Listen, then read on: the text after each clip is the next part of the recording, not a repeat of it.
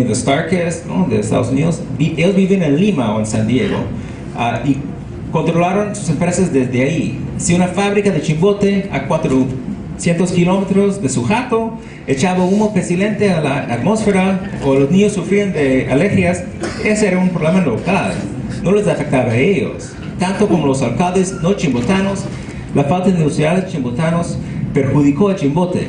Luis Vaquero hizo una fortuna acá, pero vivía en el lujoso Hotel Crillon, en el centro de Lima.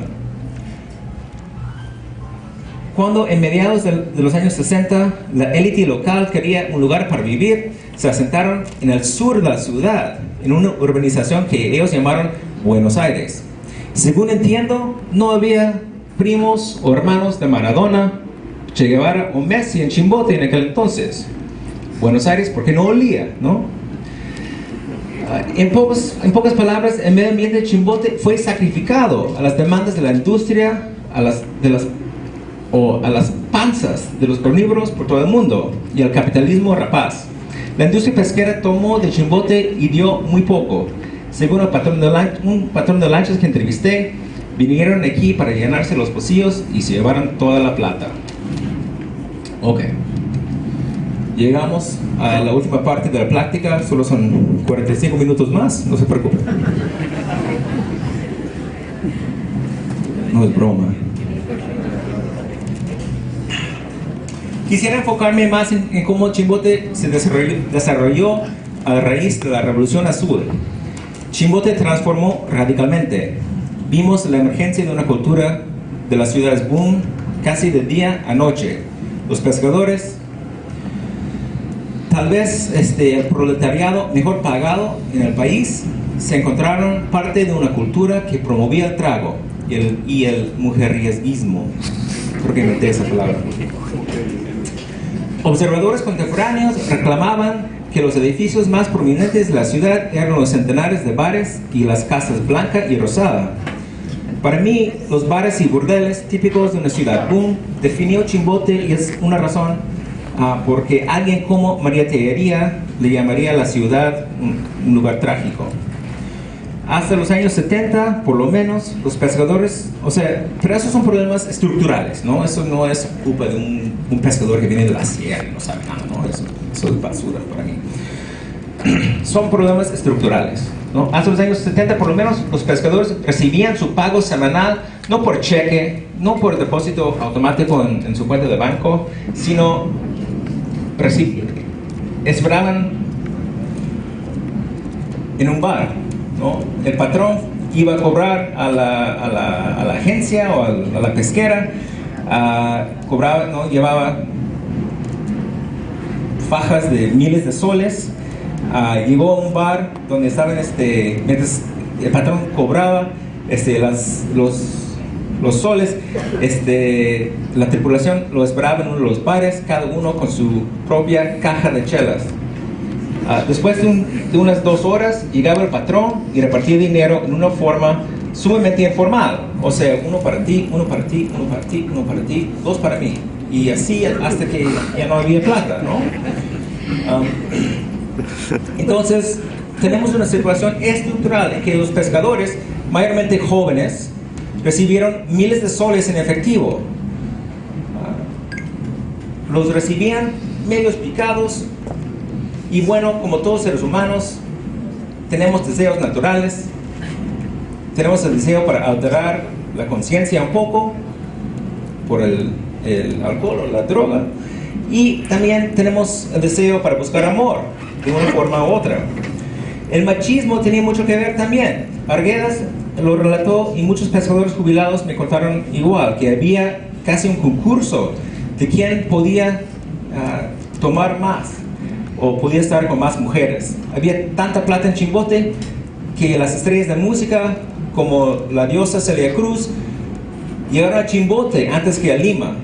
También las trabajadoras sexuales llegaron aquí antes que a Lima, ¿no? Me gustaría pensar en cómo hubiera sido Chimbote si el señor banquero había pagado con un cheque y no en efectivo. Entonces, ¿qué resultó de este Wild West peruano? Voy a enfocar en 3 cosas.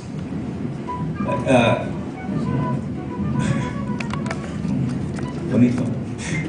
El medio ambiente, el desarrollo urbano y las luchas sociales en este puerto para entender por qué Chema Salcedo la llamó la ciudad más miserable del país. Para mucha gente de afuera, Chimbote apestaba, ¿no? Cuando les cuento a los chimbotanos que he sido Chimbote, se tapan la nariz. Acuérdense el amor honesto, el amor duro. Bien, ellos son algo pitucos, así que no nos importa mucho lo que dicen, ¿no? Pero como dije hace unos minutos, la ciudadanía se dio cuenta rápidamente que algo estaba mal. Había quejas y protestas, pero nadie cambió nada hasta los años 90, gracias al trabajo de luchadores sociales como la congresista Foronda Faro, aquí, y los moradores del pueblo jóvenes como el 15 de abril y otros que vivían muy cerca de las fábricas.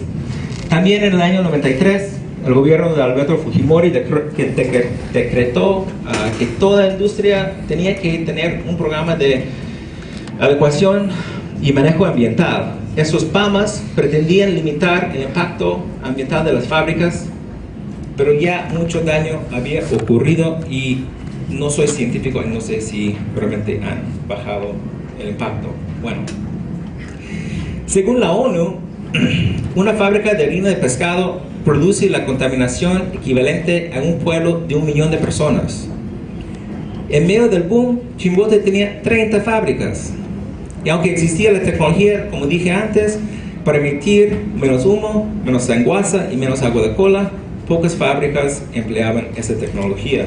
La parte gris del mapa denota contaminación extrema.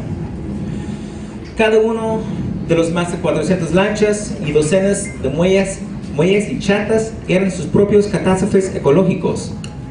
Escamas, desechos orgánicos, petróleo y grasa de las lanchas se coagulaban y formaron manchas negras en las aguas, últimamente cayendo al fondo del mar y mataron a los organismos de la bahía. La industria utilizaba cantidades enormes de agua y productos de hidrocarbonos. El agua industrial no se trataba hasta los años 90 y solo con la construcción del colector del Aproferrol ha participado la industria en cuidar de la bahía. Los que crecieron en Chimbote, este Chimbote que se fue, según don Percio Robles, todavía se acuerdan de las playas largas y limpias, el lugar para pescar en un muelle, jugar al fútbol o asolearse, pero la industrialización había convertido a Chimbote en una piscina eutrófica muerta. También la industria contaminó la tierra. Durante la quema, los cielos se llenaron de humos blancos y cenizas caían en las casas y en las calles. Canales de desechos industriales llenos de sanguaza corrían por las calles de los pueblos jóvenes al camino hacia el mar.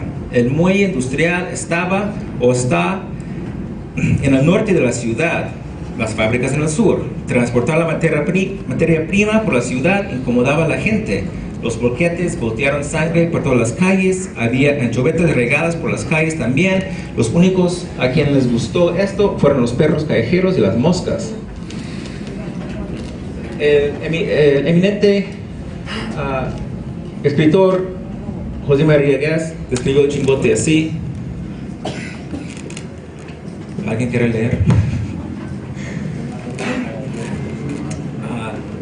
La fetidez del mar desplazaba el olor denso del humo de las calderas en que millones de anchovetas se desarticulaban. Se fundían, exhalaban ese olor como alimenticio mientras servían y sudaban aceite. El olor de los desperdicios, de la sangre, de las pequeñas entrañas pisoteadas en las bolicheras y lanzadas sobre el mar a manguerazos, y el olor del agua que borboteaba de las fábricas de la playa hacia brotar de la arena gusanos gelatinosos. Esa fetidez avanzaba a ras del suelo y elevándose. Y estas calderas durante el boom casi nunca pararon. La ausencia de la planificación urbana también complicó el medio ambiente. Las leyes complejas y confusas de la tenencia de la tierra engendraron las crisis urbanas que había en la ciudad creciente. Solo 3 grupos podían poseer terrenos legalmente: el Estado, la comunidad de indígenas y los herederos de Quiquemex en el casco urbano. Lo de Mex se resolvió en los años 20 más o menos. Entonces, para el año 60, más allá del casco urbano, era imposible ser dueño o dueña de un terreno o casa si uno no era miembro de la comunidad.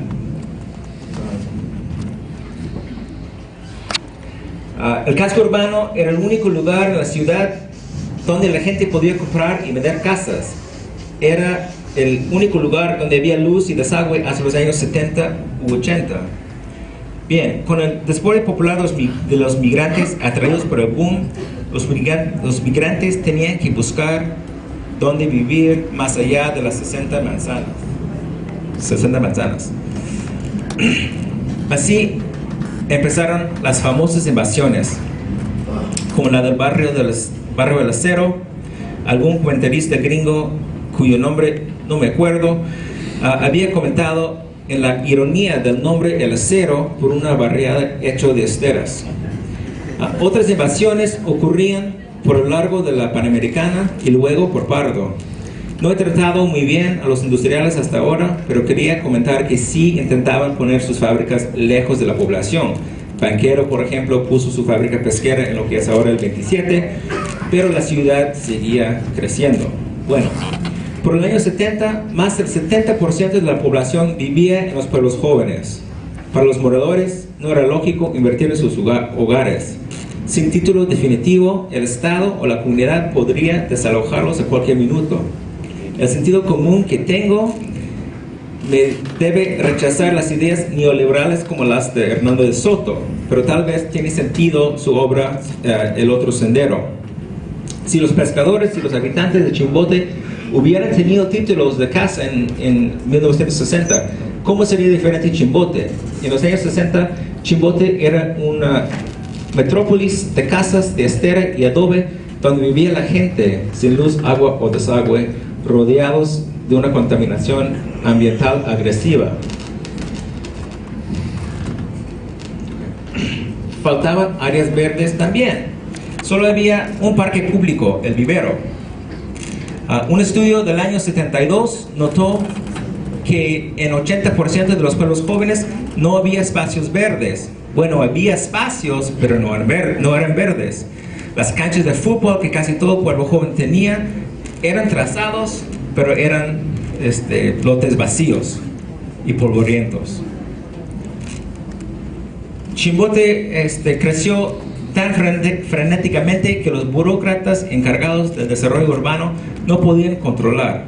Las juntas de vivienda en Lima no entendían lo que estaba pasando en los conos de allí, menos aquí. El gobierno municipal no pudo proveer los servicios urbanos básicos: agua, desagüe, la colección de basura, pistas, veredas, etc., que una población creciente necesitaba, y sobre todo no podía proveerlos a los pueblos jóvenes que legalmente no debían existir. Cobrar impuestos prediales o a la renta era muy difícil también. Era difícil ofrecer esos servicios, era algo casi imposible. Por el año 65 solo había 1,600 conexiones de agua y desagüe en la ciudad, donde vivían más de 160,000 personas, o sea, un baño por cada 100 personas. Ya eso se estaba haciendo un problema. La solución de pronto apareció en noviembre del 65, con la promulgación de la ley Chimbote número 15.686. Esta ley proveía fondos de la aduana de Chimbote para el desarrollo urbano.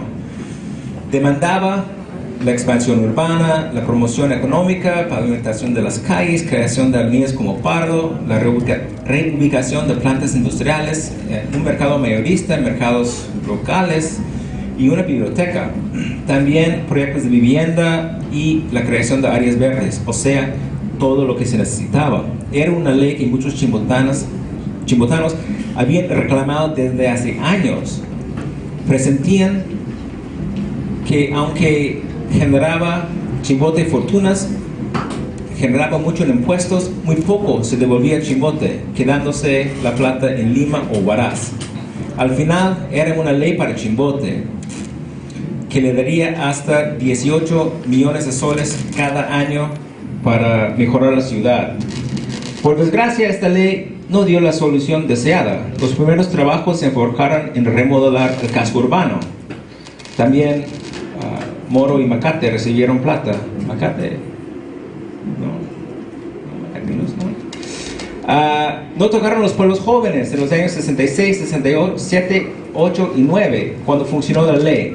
Tampoco recibieron los 18 millones prometidos, eran más como 6 millones. Una fiscalización hecha en los años 60 encontraron varias irregularidades, o sea, robo.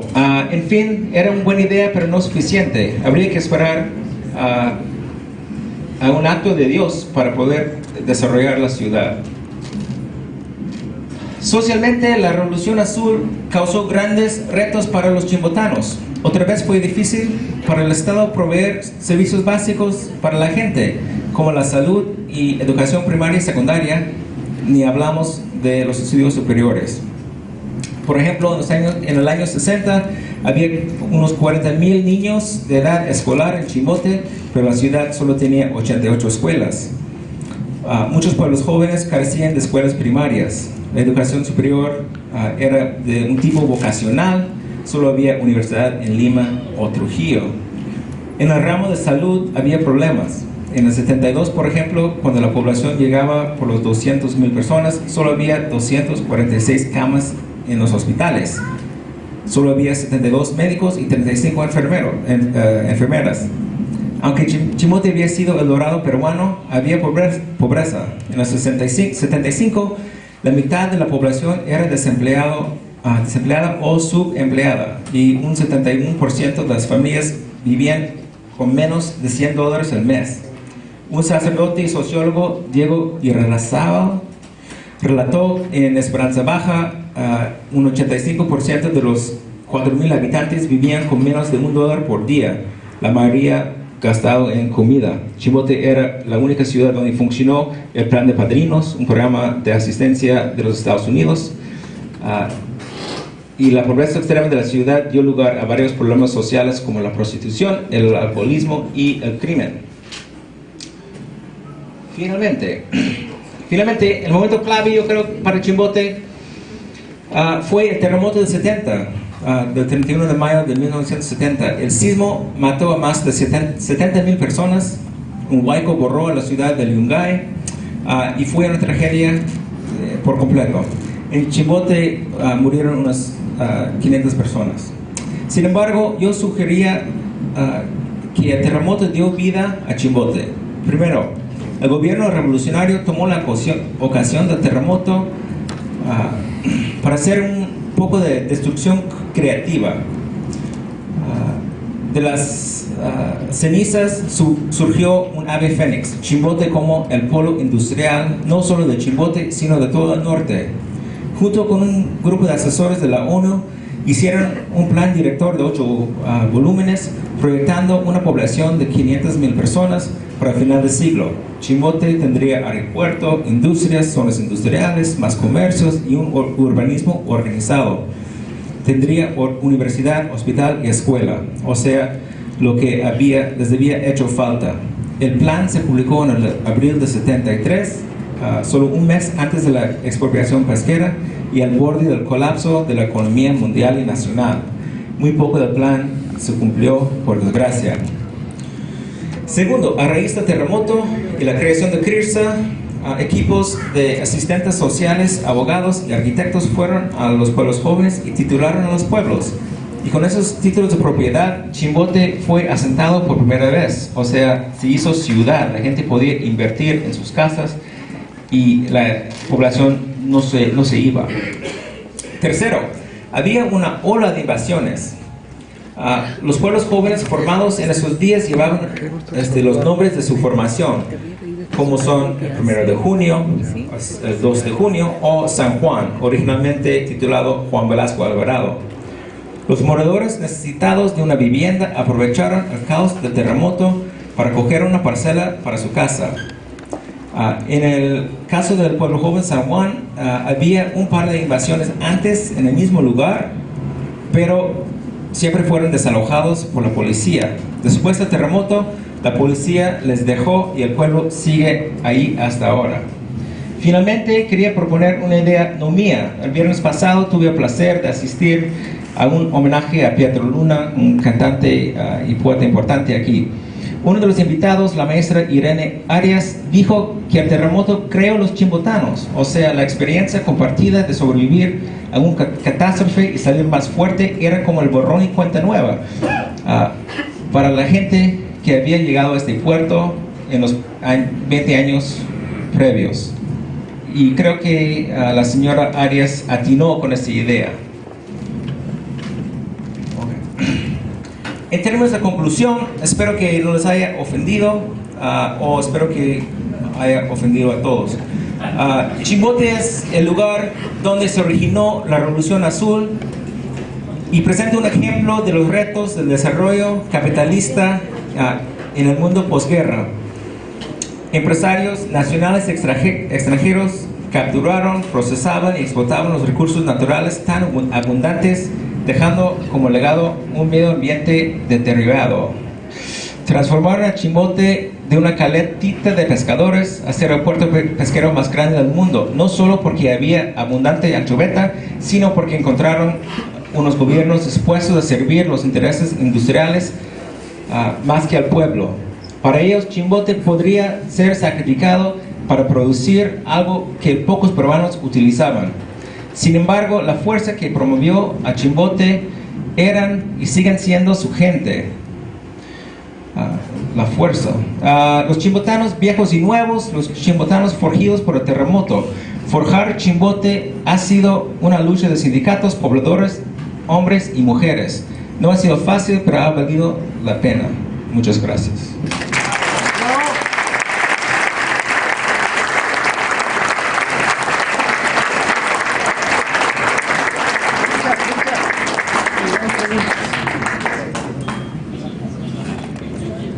Gracias, Nathan, por tremenda